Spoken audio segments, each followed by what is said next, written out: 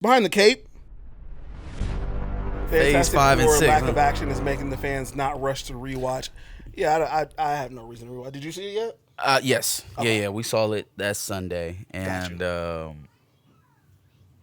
I don't know. I don't know. I think I pretty rightly laid it out earlier this year about Marvel's reputation and whether or not that was going to be a problem for them, not just this summer, but going into Phase 6 with some of these big team up films that they've got planned with Doomsday and Secret Wars and stuff like that. Mm-hmm. And I think the consensus, not just on the shows I was talking about it on, but also just in general was that, like, well, once they get Robert Downey Jr. on screen, and once they get, once it's the Avengers title, and, once it's the Russo brothers, and it's just once it's. Yeah. One, Fantastic Four is the title that kind of looks in the face of that and tells you the truth. Mm-hmm. Right? We can talk all this reputation talk and what's going to come all we want, right? But Fantastic Four had to do something to prove that that was even still a thing. Yeah. I think the fact, and we said this last week, I think the fact that it's even competing with Superman is that's dire straits over there. Mm-hmm. There's no way in hell when they got these dates that they were thinking, oh, we're going to be coming in about even with the inaugural production for James Gunn's DCU universe. Right. Like dead even. Mm-hmm. Now, also, I don't know, man. I just feel like if this is the best that they can do through this entire year, now they're done. They're done. I don't know if anybody's watching Eyes of Wakanda or whatever, but in terms of film, Mofly said Eyes of Wakanda sucked. oh well, there's that. But in terms of film, they're done. So for this to be not only their highest grossing film of the year, where they had 3, Mm-hmm. and still be just about even with DC in terms of production, that is just not.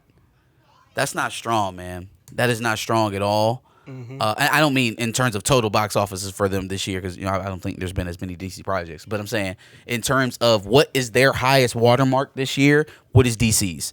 That's all anybody who's the layman's who are looking at this stuff is going to say. What was your best? What was their best? And right now, that $500 million watermark seems about set for both of these projects. So. Well, not only that, but it seems like DC is trending upwards and Marvel is overall trending. But then again, Man of Steel made 470 in like 2012. Yeah. So like, Yeah. is it really? And not to mention, Superman is the first positive signs of life we've seen out of there in like 2 years. Yeah. You may be a Peacemaker fan. You might have thought Creature Commandos was pretty cool. But in terms of hope for the future of the DCU, this is the first sign of life.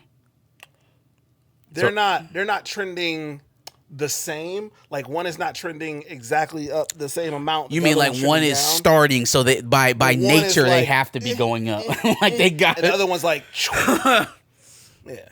No, that's fact. Scales, but that's fact, because I mean there was a time where Marvel was mistaking their way into billion-dollar films. Like they were falling their way into success, and we see that now because now even some of their more popular titles can't be pushed. Like you just have Vanessa Kirby and Pedro Pascal highlight a lead film for you, and then Friday to Friday, I wasn't paying attention too much to the weekday numbers, but Friday to Friday, you lost 80%. Yeah. That's awful. Crazy. That's awful. That is terrible. That's terrible. That's insane. We always talk about the precipitous drops that superhero movies have going into week 2 and 3. But man, an 80% drop from opening Friday to the second weekend Friday is disgusting. It's bad. It's bad. And that is also a trend that's been happening with some of their Marvel movies. I mean, it didn't happen with Thunderbolt the same way, but You know, I remember it happened with Thor. It happened with Thunderbolts didn't Doctor have as strong of an Strange. opening either, though. That's You true. know, they just didn't have the opening weekend that Fantastic Four had. Plus, their advertising said, "Okay, we're gonna push this Thunderbolts a little bit, but Lilo and Stitch." Like, Yeah. yeah. And what's the most glaring thing for me, since I still have kids that are watching cartoons? The fact that in a time where I see Fantastic Four on a pizza box that we bought the other day, SummerSlam was last night. Somebody went to Little Caesars. We went to SummerSlam last night, or didn't go to SummerSlam. Watched SummerSlam last night. The main event was CM Punk versus Gunther.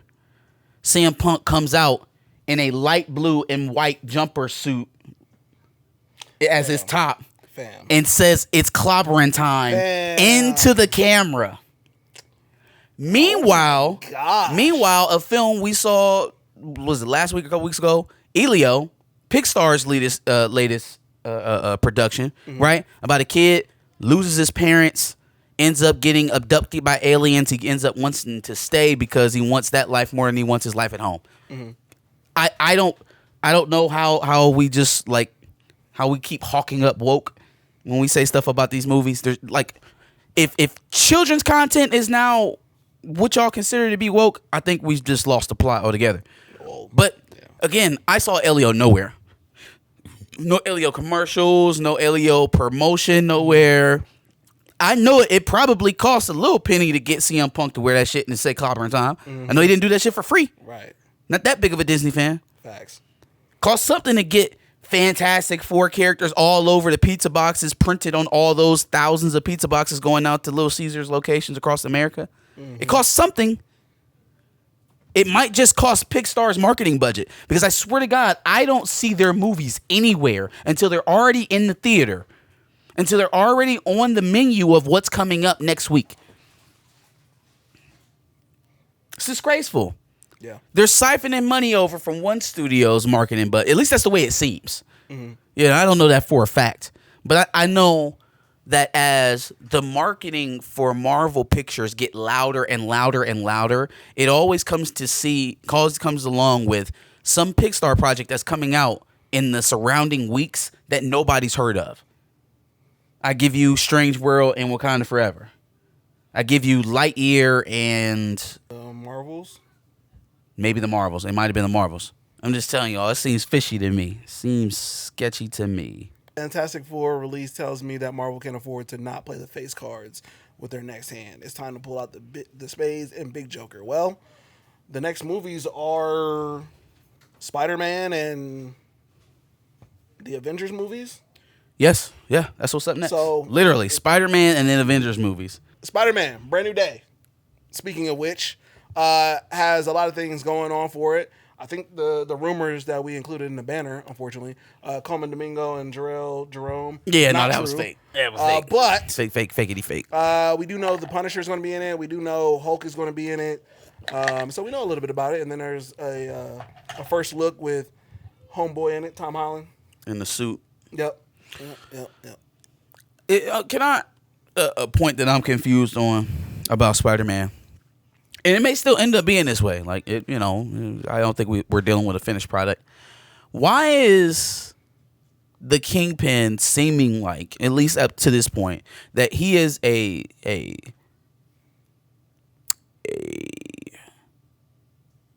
TV only overarching villain for Daredevil, as opposed to the mayor of freaking New York that he's supposed to be?